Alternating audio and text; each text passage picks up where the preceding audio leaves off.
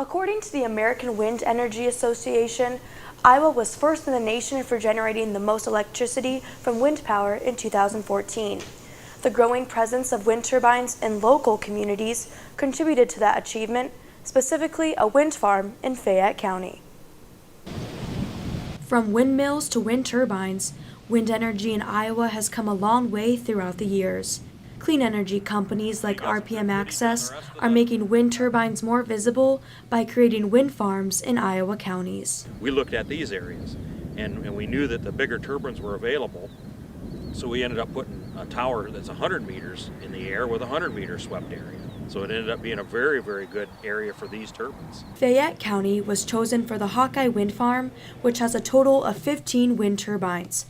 Hawkeye Wind Energy Project Administrator Kevin Lee said the first step in the project was finding a place for all of the wind turbines to go. We actually start looking at the plat book and look at ownership of who owns the land and stuff, and then we just make what we call a cold call.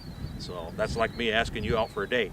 So you're going to say, well, do I want to go out on the date with this? And that's the same with the farmers. We have to say, hey, guess what? Can I come into your homes and can I talk to you about wind energy? So RPM Access had to go around to local farmers and ask if they could place the wind turbines on their properties.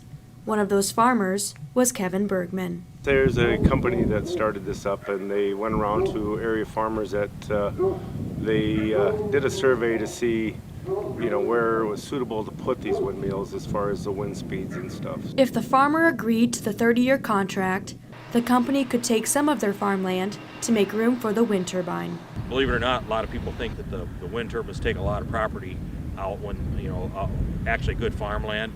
On this project here, I think if you take a look at it, a lot of times we land those on the fence line.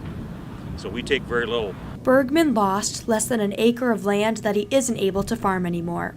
Because of this, the company pays the farmers a yearly wage for compensation. It's very, very close to just about purchasing that piece of that 1 acre of land that we take about 3/4 of an acre out for that wind turbine.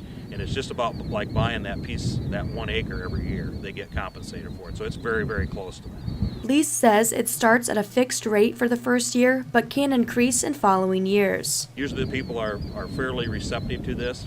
I developed this project back when corn prices were $2 and maybe $3, and so they were looking, extra revenue was a good thing for those guys. So even though the company owns the wind turbines, Lee says the farmers think of them as their own because they are on their property. They take ownership of it, and they, just as much as they get up in the morning and see if the sun's coming up, they look out there to see if their wind turbine's turning.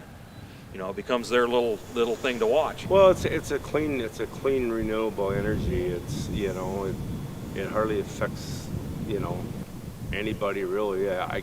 People think that they're ugly or whatever. I kind of like them. They're pretty in the backgrounds always, and get up in the morning. Sometimes it's just a pretty scene looking at them. So. Lee says it costed approximately $4 million to install each wind turbine.